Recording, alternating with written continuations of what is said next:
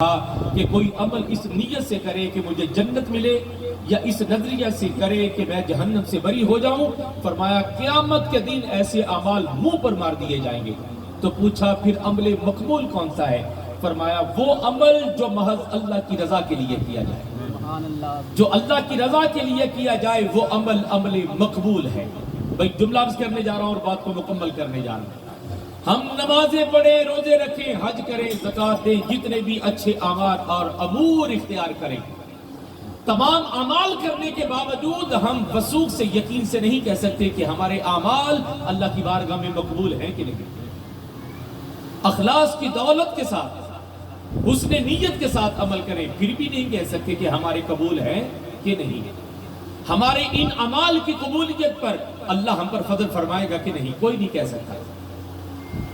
تو عزیزان من، ایک جہت، ایک زاویہ، ایک دروازہ ایسا ہے کہ جو میں آپ حضرات کے سامنے سوچ و فکر کا کھولنے جا رہا ہوں. توجہ چاہوں گا کہ ہم 50 سال کے نمازی ہوں، ہر سال کے حاجی ہوں، صوم صلات کے پابند ہوں، نہیں کہہ سکتے کہ ہم اپنے اعمال کی اساس پر بخشے جائیں گے. اس لیے کہ اعمال قبول ہوں گے تو بخشے جائیں گے، اور یقین نہیں ہے کہ قبول ہوں کہ نہ ہوں گے. وہ بے نیاز ہے، چاہے ایک عمل پر گرفت کر دے، چاہے ایک عمل پر بخش دے. وہ بے نیاز ہے.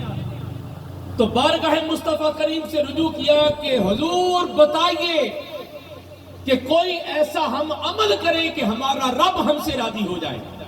تو دربار مصطفیٰ سے آواز آئی.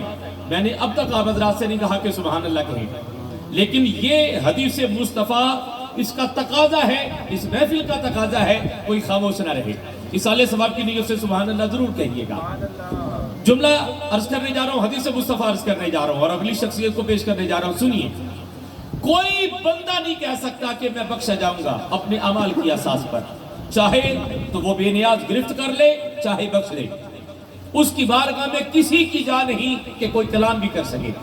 بارگاہ مصطفیٰ کریم نے ہاتھ جوڑ کر عرض کی، حضور کوئی ایسا عمل بتا دیجئے کہ کونین کا رب ہم سے راضی ہو جائے. تو حضور نے فرمایا، سنو، رب کی رضا باپ کی رضا میں ہے. رب کی رضا باپ کی رضا میں ہے. جس سے باپ راضی ہے اس سے رب راضی ہے. تو کوئی بندہ نہیں کہہ سکتا کہ میں بخشا ہوا ہوں کہ نہیں، لیکن وہ کہہ سکتا ہے جس کے والدین جس سے راضی ہیں. جس کے والدین جس سے راضی ہوں وہ اولاد کہہ سکتی ہے کہ میں بخشا ہوا ہوں. کیونکہ والدین کی دعا یہ اولاد کے حق میں اللہ کے دربار میں مقبول ہوتی ہے. یہ والدین اولاد کے لیے جنت بھی ہیں، جہنم بھی ہیں. اگر خوش ہو کر دعا فرما دے تو اولاد کے لیے سبب جنت ہے، ناراض ہو جائیں تو جہنم میں لے جانے والا عمل. تو اللہ کریم جن کے والدین زندہ ہیں انہیں توفیق خدمت عطا فرمائے. جن کے والدین دنیا سے چلے گئے اللہ ان کی کامل بخشش فرمائے. خاص طور پر حاجی محمد سلیم صاحب کی بخشش فرمائے، حاجی محمد صادق صاحب کی بخشش فرمائے، حاجی محمد یونس صاحب کی بخشش فرمائے. حضرات ان 4 مصروں کے ساتھ اگلی شخصیت کی طرف بڑھ رہا ہوں کہ